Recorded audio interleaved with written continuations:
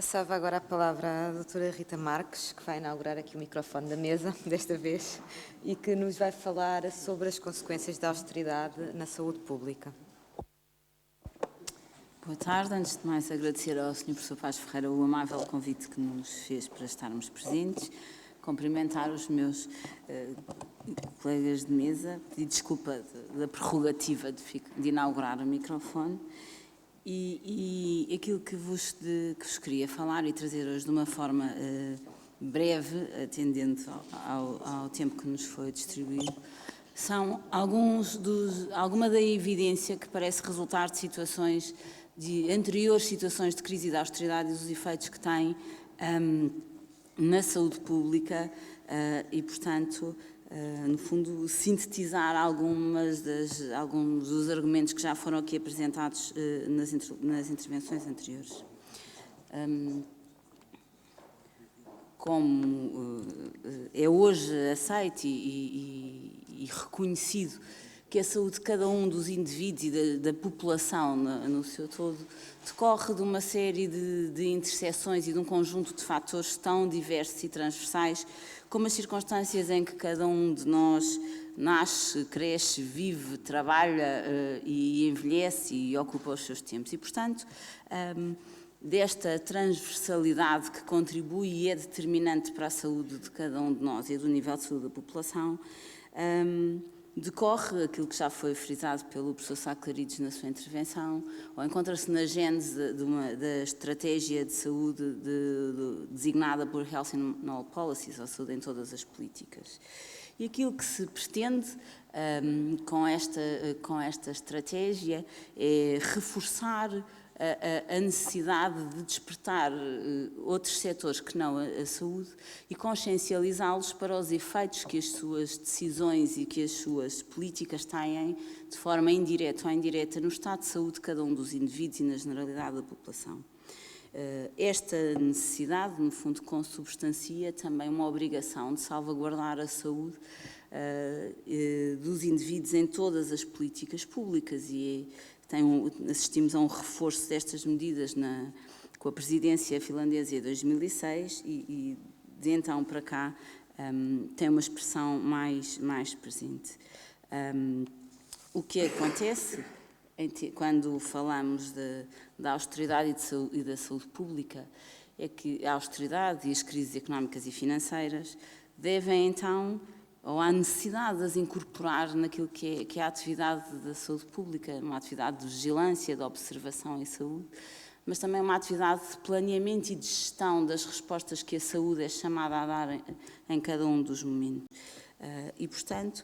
aquilo que se espera é que a saúde pública se prepare, através desta recolha de evidência e das experiências de crise e de austeridade anteriores, e que seja mais um instrumento de colaboração no atenuar dos efeitos adversos que as situações de crise e de austeridade podem ter na saúde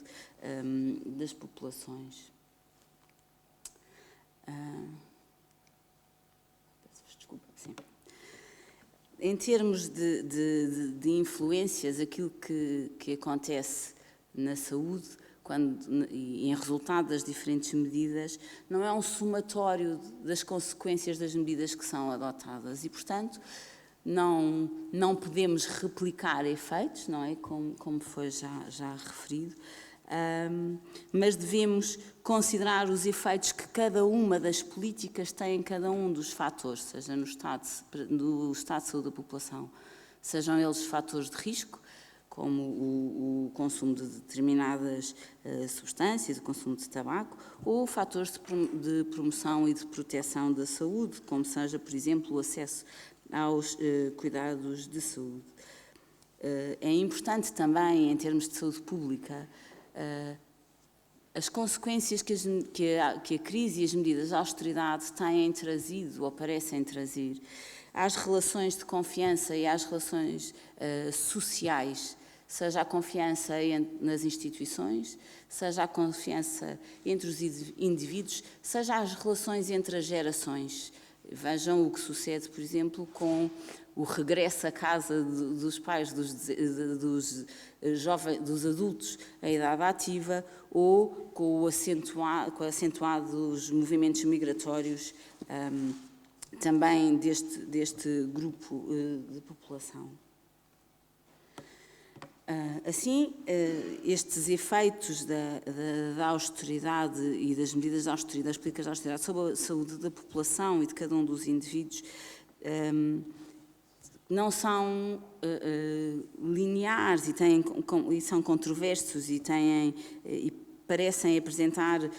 efeitos distintos consoante as regiões e os países em que nos encontramos e o momento em que cada um deles se encontra.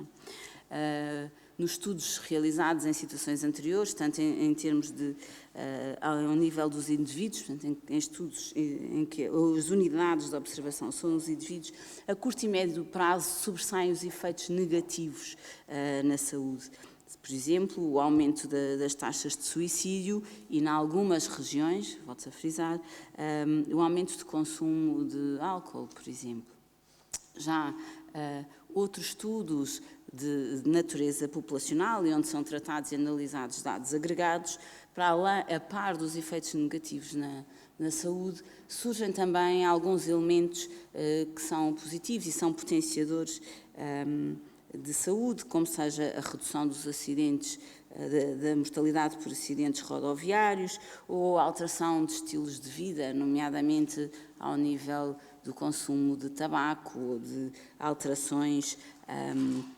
nos hábitos alimentares que foram reportados, por exemplo, na população constituída pelos grandes obesos na população norte-americana em situações de crise de duração menor do que esta em que nos encontramos atualmente. Dentre os efeitos negativos que é possível reportar, encontram-se em situações de crise anteriores o acesso, por exemplo, aos cuidados de saúde, que pode sofrer e que tem sofrido algumas alterações, outras sobre indicadores de saúde mental, de doenças transmissíveis e fatores de risco, como aconteceu, por exemplo, a quando da desagregação da anterior União Soviética, onde se verificou um acentuado consumo de álcool e um aumento da violência, de episódios de violência e de suicídio entre os homens em idade ativa. Alguns destes efeitos têm sido monitorizados na atual crise, mas talvez ainda seja recente para chegarmos a conclusões definitivas. Também ao nível das doenças transmissíveis, em situações de crise anteriores, houve pequenos surtos de doenças e também, no caso europeu, quando do desagregamento da anterior União Soviética. Também ao nível da saúde mental, onde há um aumento das situações de depressão associadas ao desemprego e perturbações do sono, e também no estado de saúde autopercebido, como o professor Jorge Simões referiu, não é? Se estamos tristes e nos perguntam como nos sentimos em termos de saúde, o autorreporte é necessariamente negativo. Relativamente aos efeitos a curto prazo que têm uma natureza mais positiva, temos, como já vos referi, a redução da mortalidade por acidentes de viação. No entanto, incumbe à saúde pública também procurar, se é só porque associada à alteração das situações económicas e financeiras, mas quanto dos esforços das medidas públicas para redução desta sinistralidade tem peso no valor, na expressão final deste indicador. Para além disso, há um conjunto de iniciativas legislativas, grande parte delas de natureza fiscal, que tem contribuído para que, de uma forma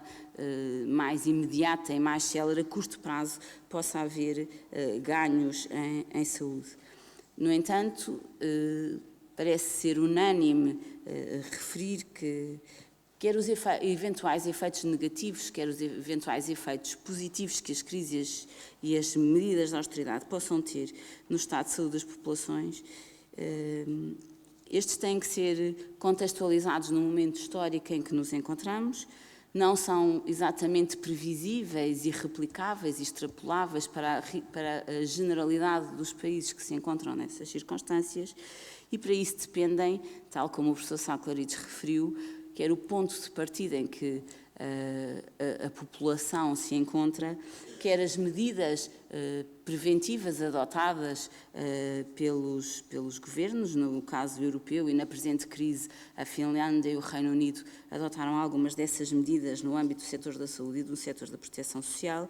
E, portanto, quando fazemos uma análise destes indicadores, necessariamente devemos contextualizá-los muito para além daquilo que é o setor estrito da saúde.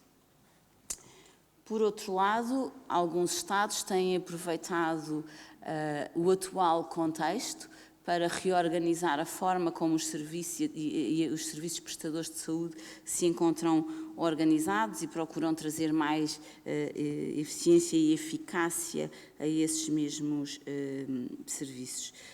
Dentre alguns efeitos, algumas medidas que poderão ter efeitos negativos, destacam-se a inclusão das taxas de acesso ou o aumento dos copagamentos das famílias nas despesas de saúde, mas mais uma vez, e como já foi referido aqui esta tarde, os efeitos não são exatamente replicáveis em todas as circunstâncias e na generalidade dos países. Por outro lado, dentre esta reorganização, alguns países têm alterado o seu quadro normativo, nomeadamente no âmbito da regulação, como forma a agilizar as unidades prestadoras de cuidados e a forma como, nomeadamente no âmbito das unidades privadas. É comumente aceito dos diferentes estudos que têm sido realizados, resulta então a necessidade de desenvolver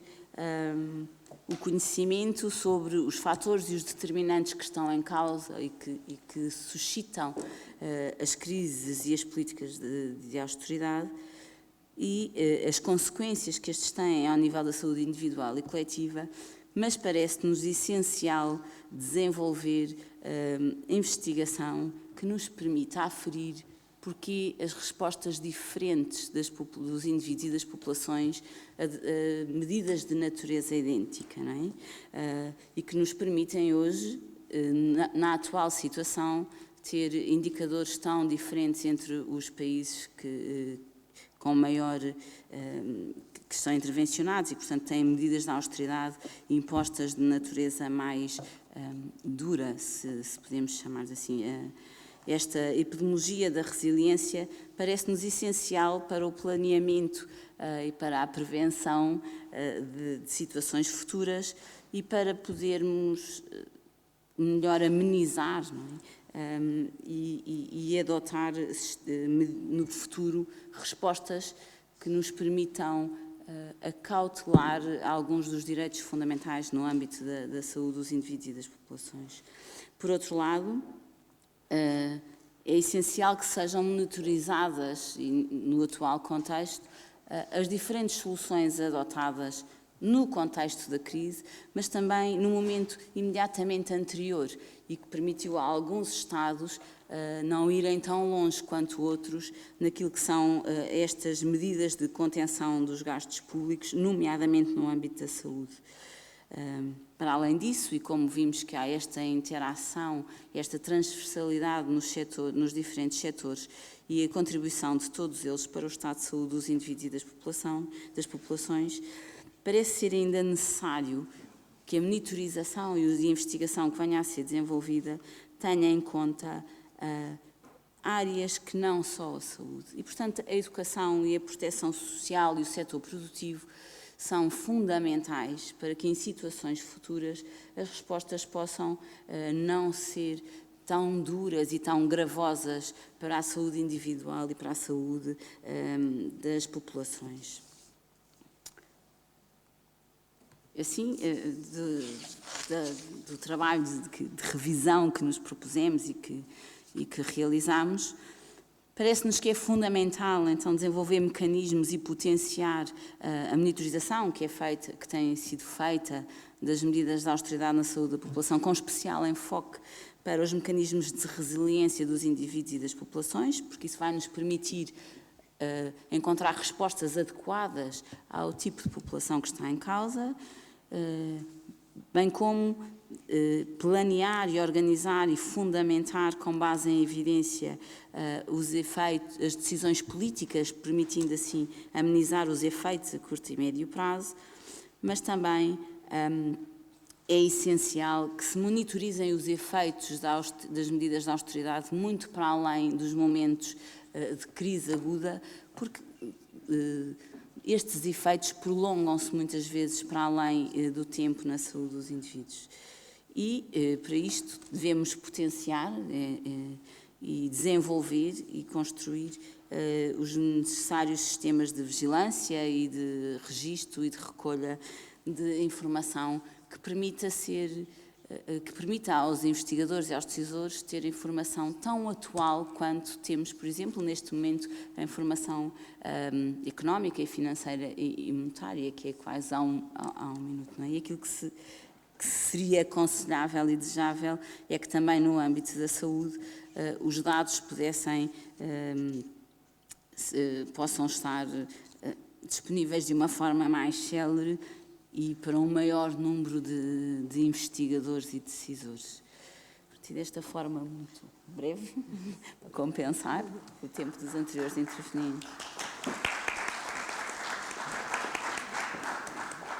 Não precisa.